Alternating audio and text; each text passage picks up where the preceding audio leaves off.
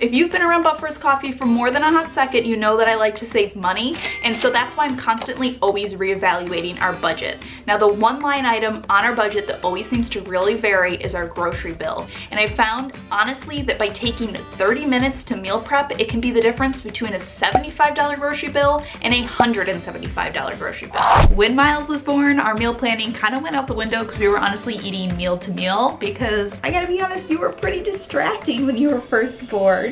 And then the holidays came, but now that it's the new year, we are trying to get back on track with our meal planning so that that line item in our budget of grocery bill doesn't get out of hand. So today I'm gonna share with you my really simple system for meal planning that will save me anywhere from 25 to 50% on my grocery bill.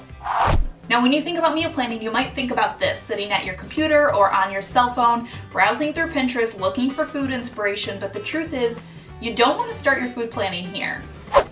You actually want to start your meal planning here, in your refrigerator. One of the biggest places that our grocery bills leak money is by buying food for one meal, then not using it all up and having to throw it into the trash. Throwing away food is essentially the same as opening up your trash can and throwing money inside.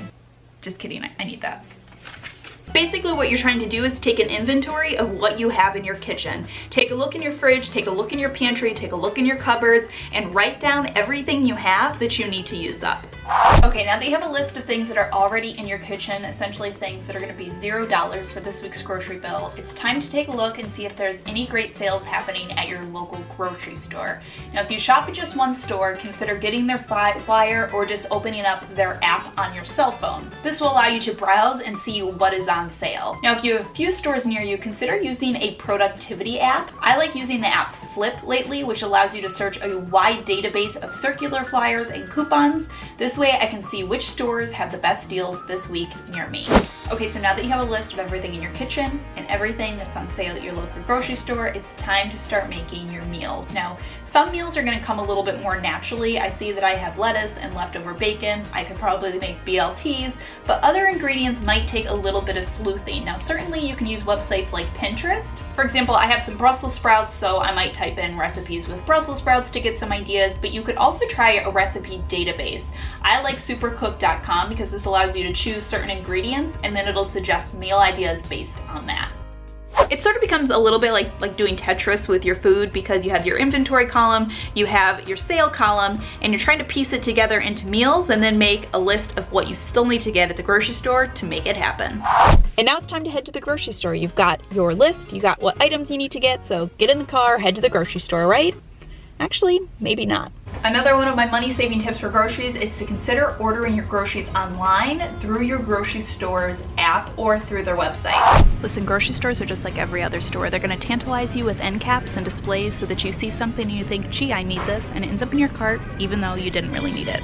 When I pre-order at home, I know that I'm getting everything I need because I can take my time looking at my list and adding it to my cart, and I'm not getting tantalized by extra things in the store, adding extra things to my cart, and then spending more. Now, pretty much all grocery stores offer some type of order ahead option now. Some of them will offer delivery or pickup. Some of them will charge a small fee for this, but honestly, I don't find that that makes a difference because I save so much money by pre-ordering that it kind of balances it out. Although a lot of grocery stores will do pickup totally for free, so it's not gonna cost you anything. So to recap, I essentially use 3 simple steps to save money on my grocery bill. First, I start my meal planning in my kitchen with what I already have. Then I fill in the blanks using what's on sale at my local grocery store. And then finally, I order online so that I don't get tempted to add more things to my cart than I need. I can watch the bill as it's sort of getting added up and make sure I don't overspend. Now, I will say I don't order online for every single week. This is something I usually do twice a month, and then twice a month I do like to go into the grocery store. Personally, I'm somebody who likes grocery shopping. Also, when you have a baby, babies like to nap in the grocery store. But I do try to do it twice a week because it does make a significant difference to how much money I spend and make sure that I'm not overbuying or getting more than I need. Alright guys, so that is my system for meal planning that honestly, when I use it and I stick to it, saves me usually about 50% on my grocery bill every single week.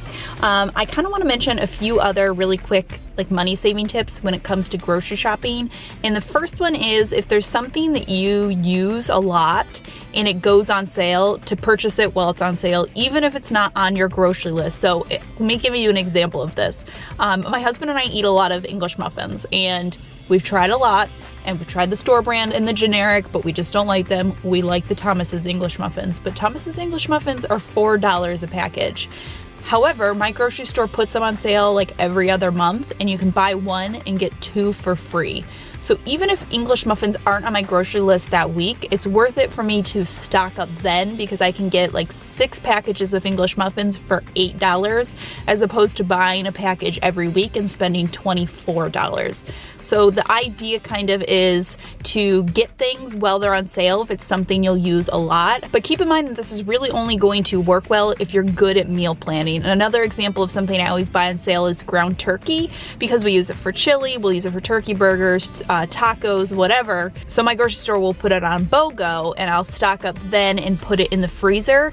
But it's not gonna work for me if I don't meal plan, because then it'll sit around in the freezer and I'll forget about it and I'll like get frostburn. One other thing I wanna mention really quick, I'm going to link 2 blog posts down below that I've done that might be really helpful for you if you're working on budgeting or saving money on your groceries.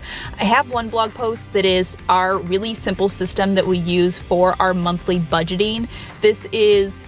It took us years to finally establish a good budget and find a budget that we could stick to, because I find the biggest mistake with budgets is we make a budget and then it falls off after like a week or tops a couple of months. This is the budget system that we have developed, that we've used. We've used it for well over 2 years now, and it's saved us tons and tons of money every single month.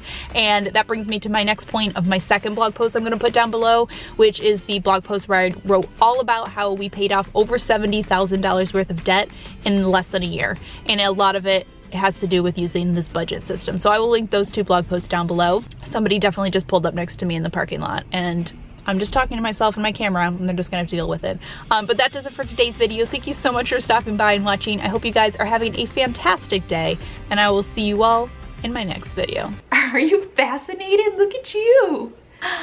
Do you see the camera? Who's that? Who's that in the camera? Is that us? I love you. You actually... Does that have to be the loudest Coke can in the whole world? No, thank you.